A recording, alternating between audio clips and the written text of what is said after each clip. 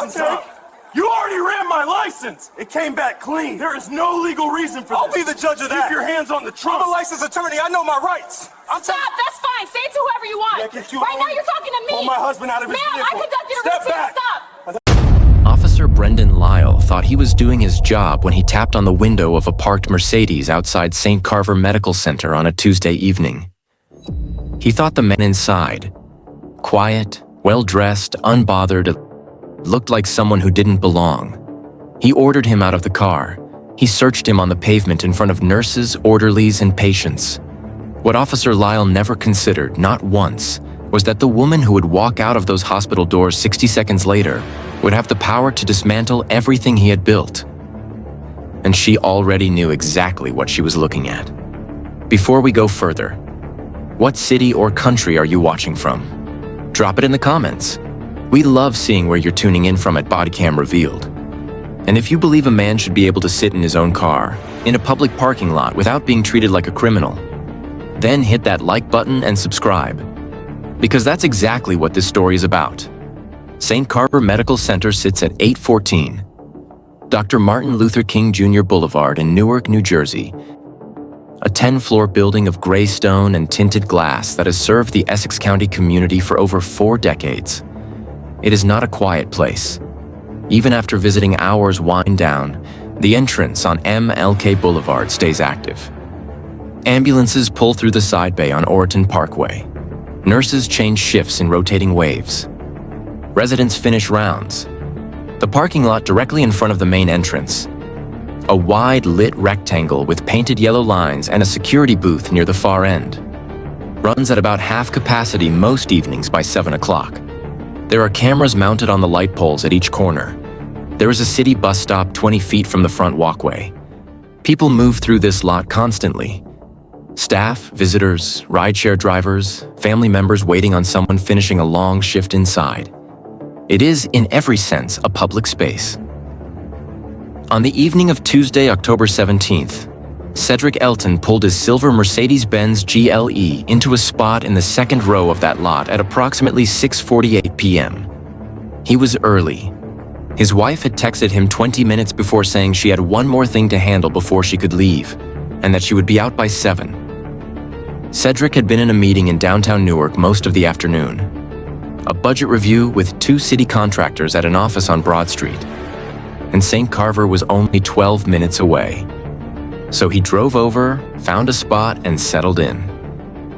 He was wearing a charcoal gray blazer over a dark blue dress shirt, no tie, dress slacks, leather shoes.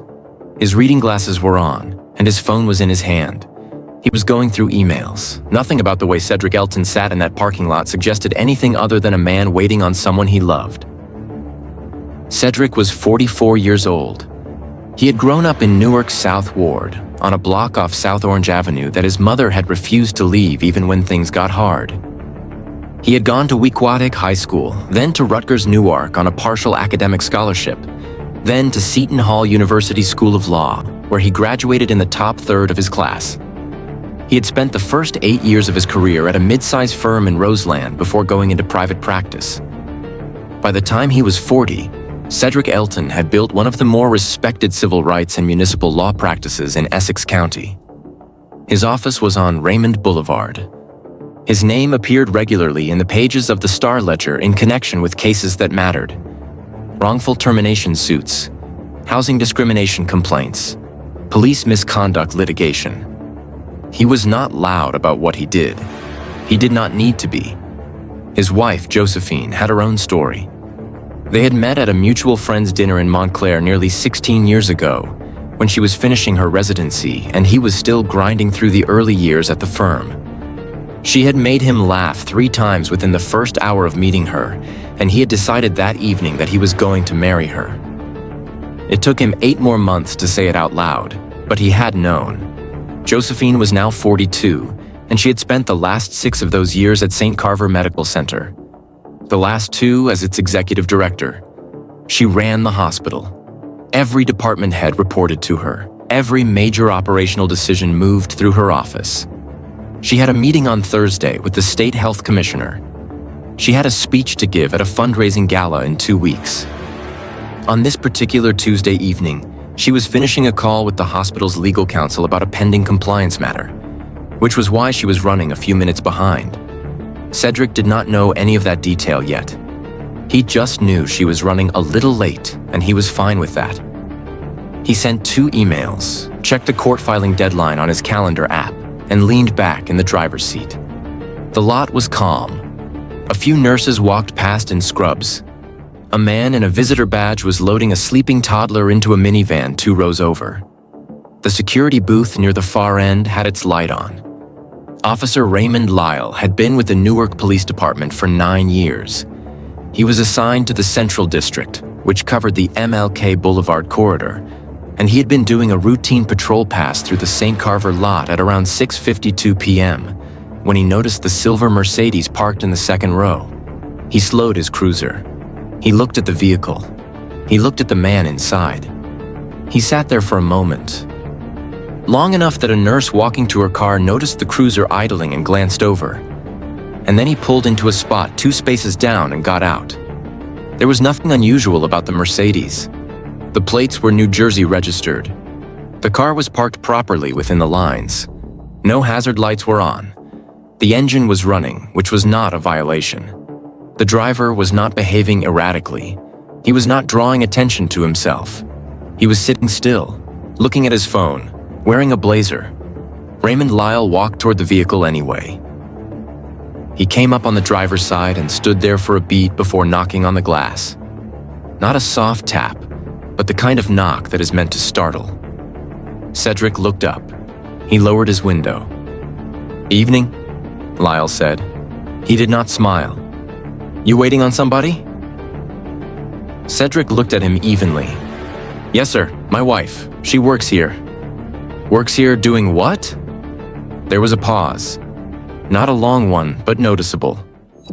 "She's on the administrative staff," Cedric said. Lyle's eyes moved slowly across the interior of the car.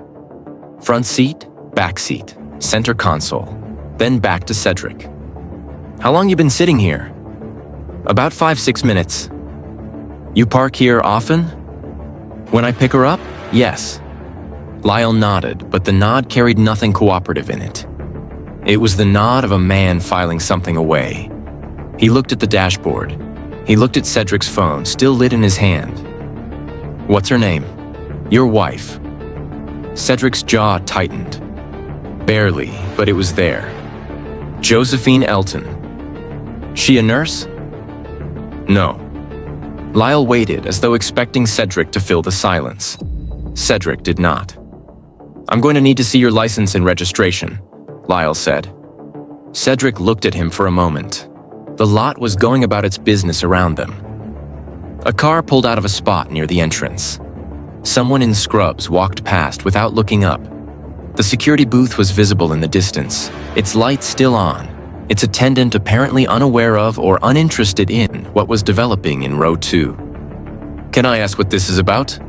Cedric said. His voice was calm, measured. The voice of a man who had asked that question in courtrooms and conference rooms and tense hallways before, and who understood exactly what it meant to stay composed when the situation was designed to make you anything but. Lyle's expression did not change. "Routine," he said. "License and registration." Cedric reached for the glove compartment slowly, announced what he was doing before he opened it, and produced the registration card. He handed it over along with his New Jersey driver's license. Lyle took both without looking at them immediately. He stood there holding them. "You got any warrants?" "No," Cedric said. "Been drinking tonight?" "No." "Step out of the vehicle, please." The words landed in the air between them like something dropped from a height. Cedric looked at him. Around them, the lot continued its ordinary evening rhythm. But 2 nurses near the walkway had stopped walking. One of them was watching. A man getting into a pickup truck in the next row had paused with his hand on the door. "I'm waiting for my wife," Cedric said, each word clear and separate. "I haven't violated any law. I'm parked in a legal space. Is there a reason you need me to exit my vehicle?" Lyle's hand moved to his belt, not to anything on it. Just rested there. "Sir," he said, his voice dropping half a register. "I'm not going to ask you again. Step out of the vehicle."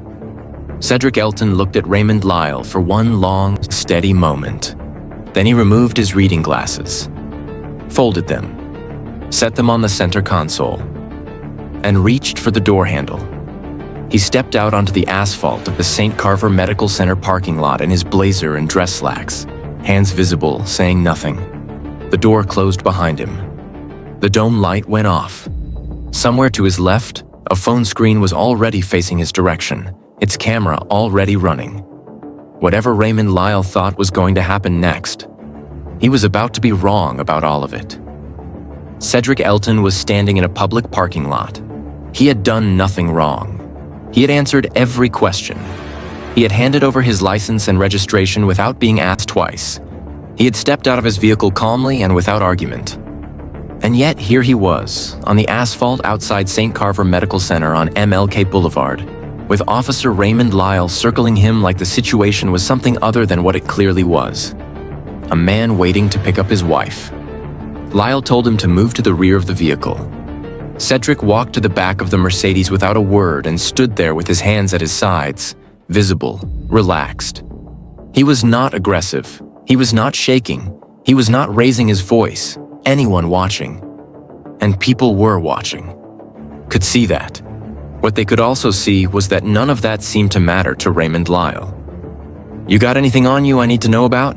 Lyle asked. He was standing close, closer than the conversation required.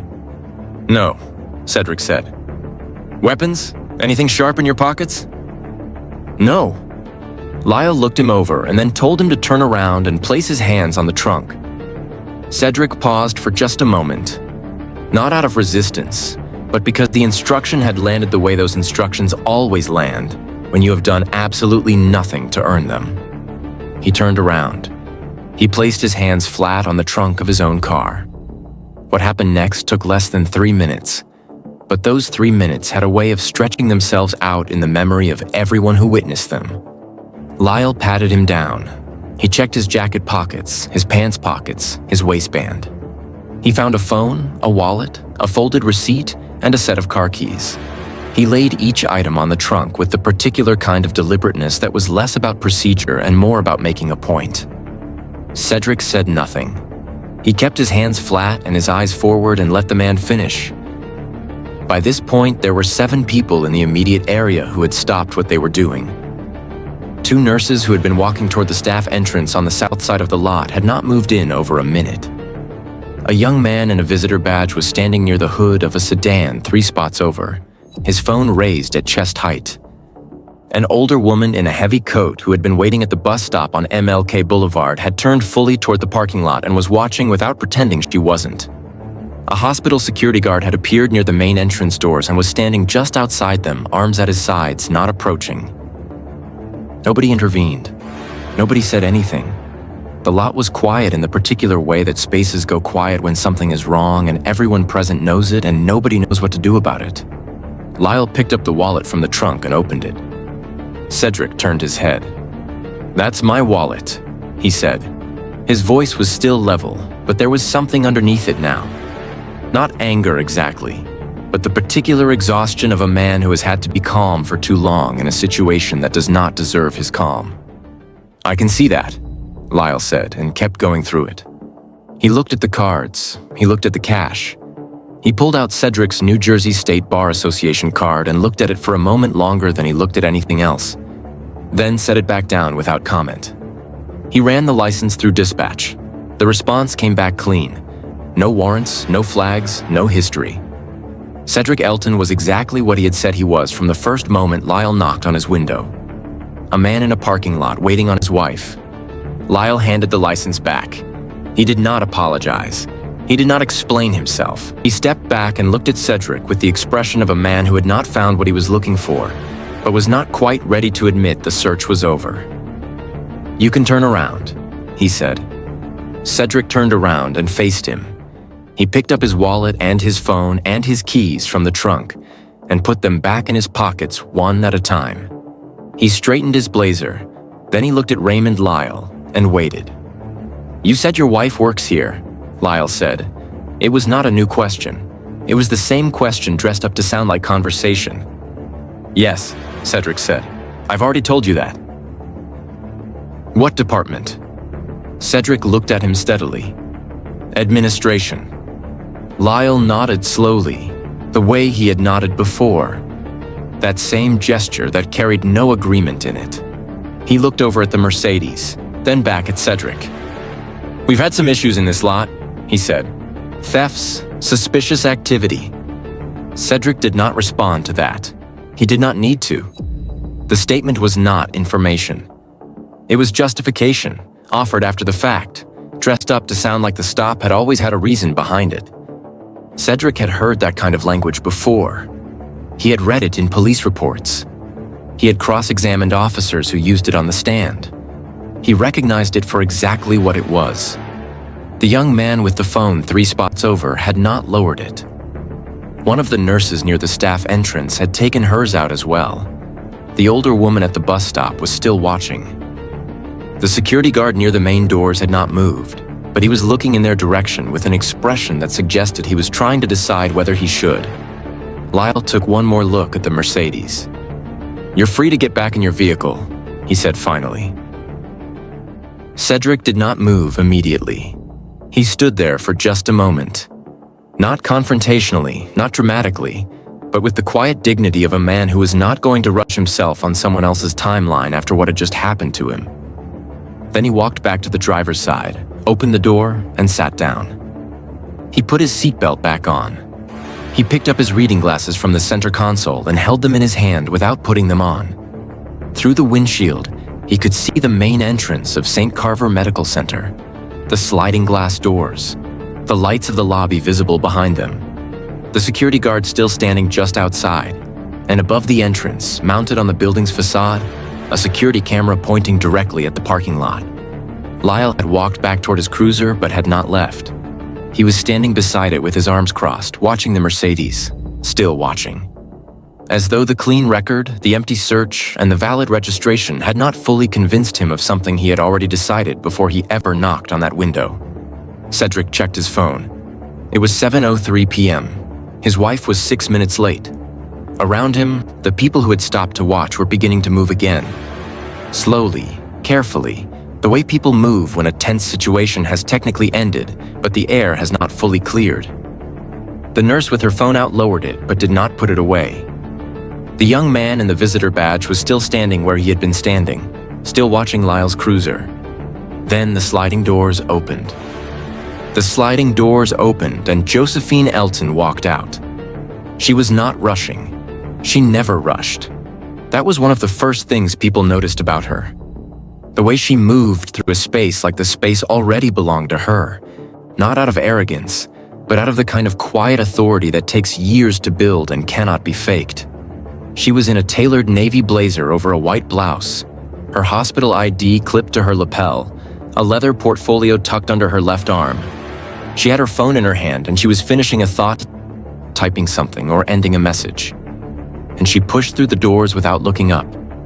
Then she looked up. She saw the Mercedes first. Then she saw Cedric standing outside it, blazer slightly disturbed, glasses in his hand instead of on his face. Then she saw Raymond Lyle leaning against his cruiser with his arms crossed. She took in the whole picture in about 2 seconds, the way someone does when they have spent enough years in leadership to read a room or a parking lot, without needing it explained to them. Her pace did not slow. It did not speed up.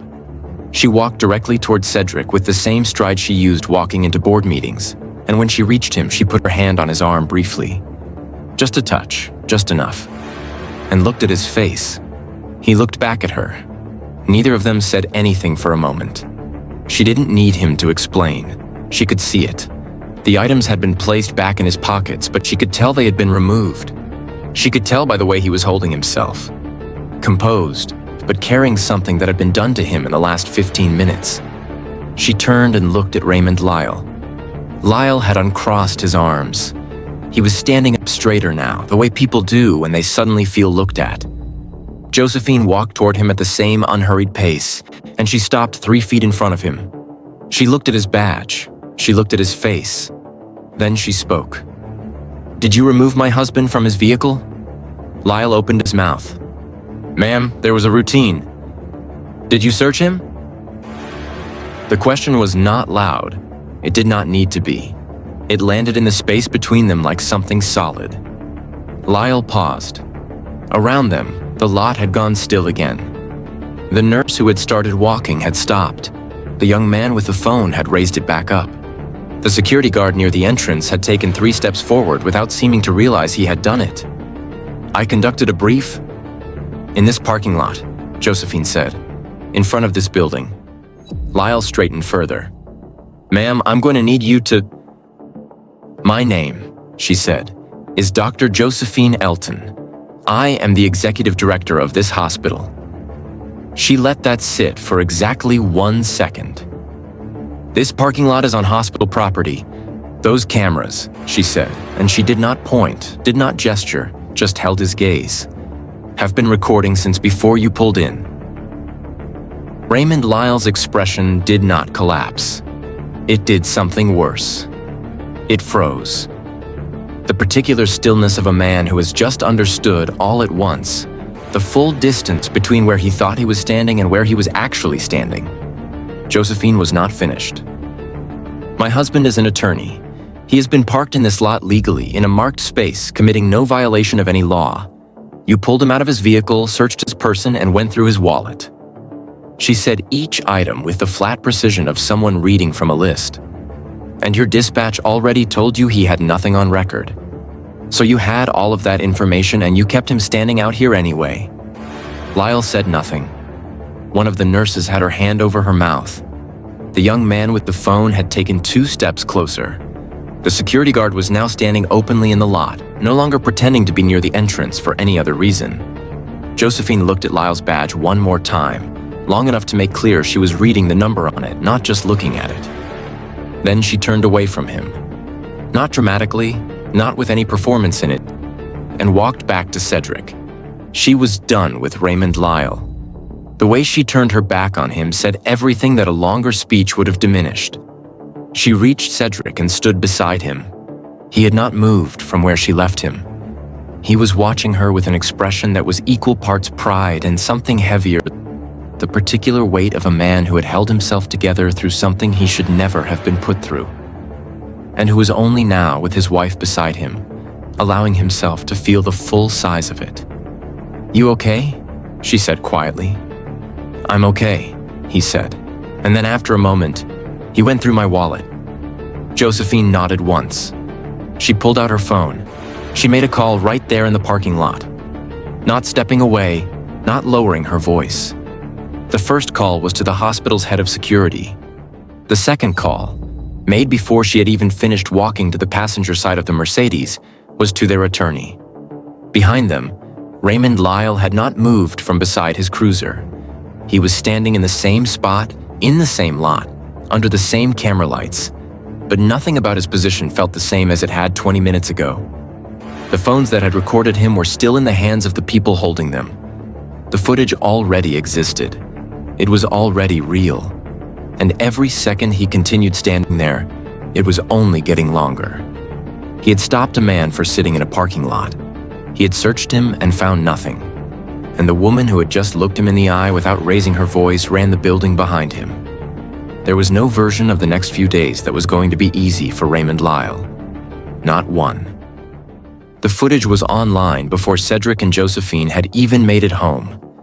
The young man with the phone, a 23-year-old nursing student named Derek Osei, who had been visiting his grandmother on the 4th floor, had posted the video to his social media accounts at 7:11 p.m., less than 10 minutes after Josephine walked back to the Mercedes. He had captured 3 minutes and 40 seconds of the encounter. It showed Cedric standing at the rear of his own vehicle with his hands on the trunk.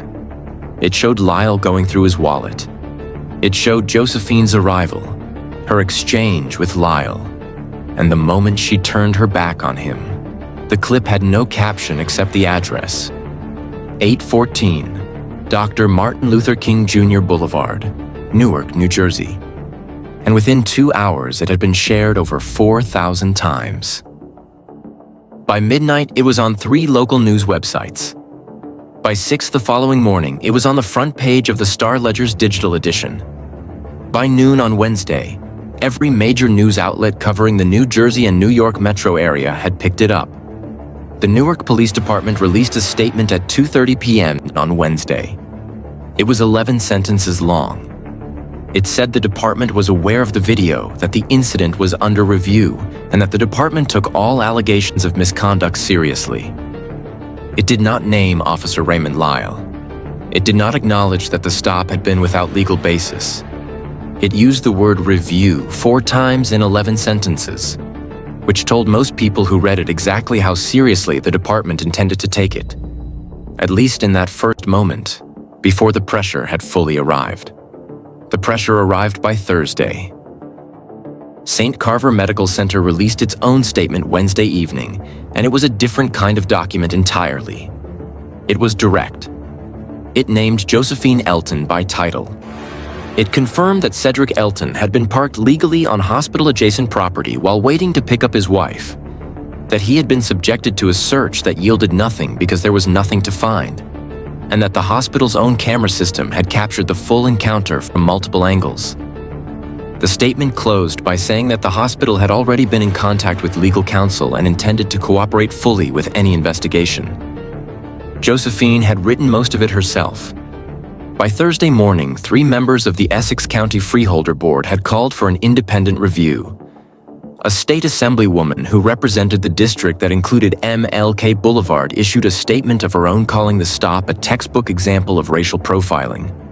The Newark branch of the NAACP held a brief press conference outside St. Carver at noon, standing in the same parking lot where it had happened, in front of the same cameras that had recorded it.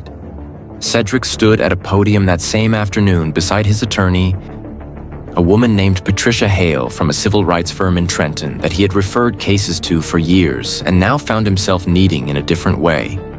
He spoke for 4 minutes. He did not raise his voice.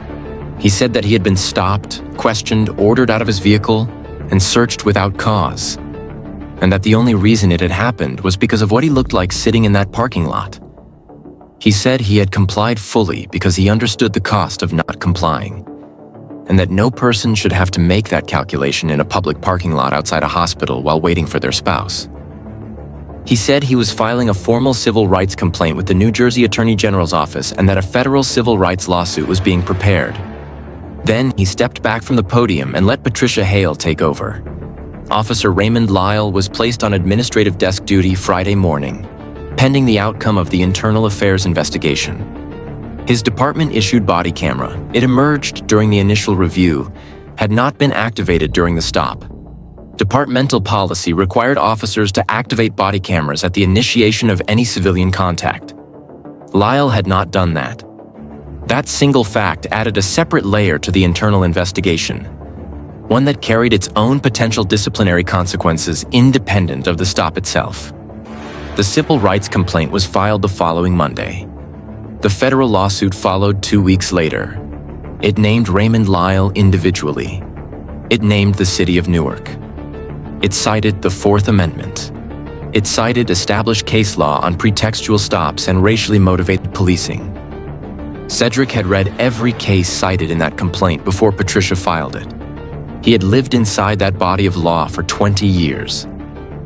He understood, with a precision that most people never have to develop, exactly what had been done to him and exactly what it was worth in a federal courtroom.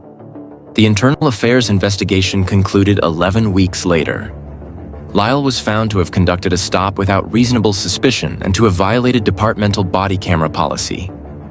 He was suspended without pay for 30 days. The department announced the findings in a brief statement that again used the word review more than any other word. The federal lawsuit was still pending. Patricia Hale had told Cedric it could take 2 years. He told her he had the time.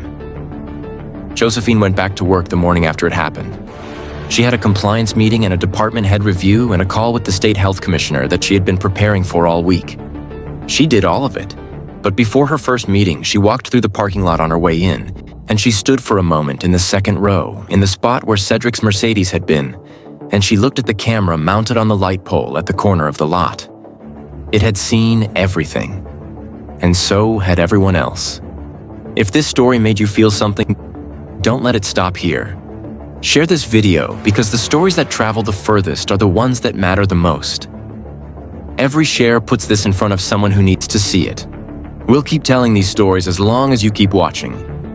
This is Body Cam Revealed, and we are not done.